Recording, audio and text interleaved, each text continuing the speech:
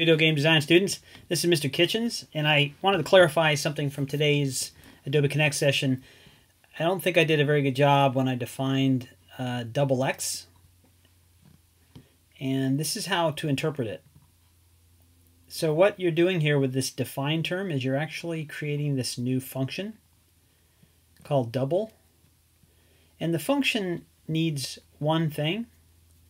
So it's got a domain of one item. It's called x. X is a variable though, but luckily earlier on we defined x to be 4. Now if we turn and come down here, I should say, and just type in double x, it's going to give us 8 because it knows x is 4. But what's really cool is we also can do something else. We can also type in double 12.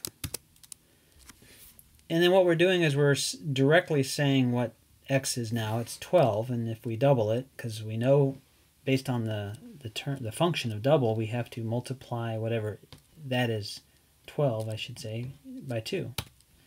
And I get 24. So I've created this function that whatever number I call up, whatever value I call up next to double is going to be the number that is multiplied by 2.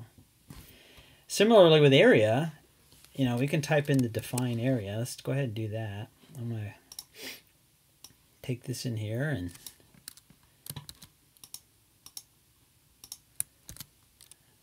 oops, let's do this. I'll type it, define area, length, width. So I've just defined a new function called area. It's based on 2 inputs. And what it's going to do with those inputs is it's going to take and multiply length times width. Make sure we got the right spacing here.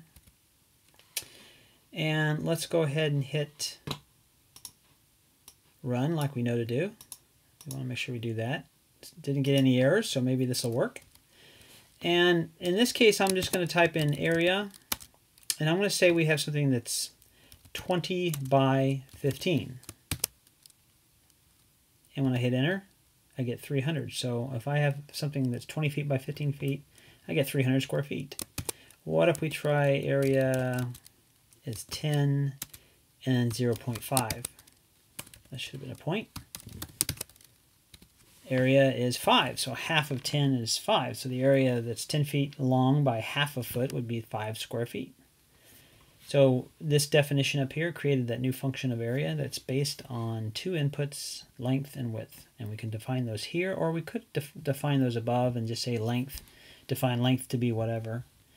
So more interesting stuff. See you next week.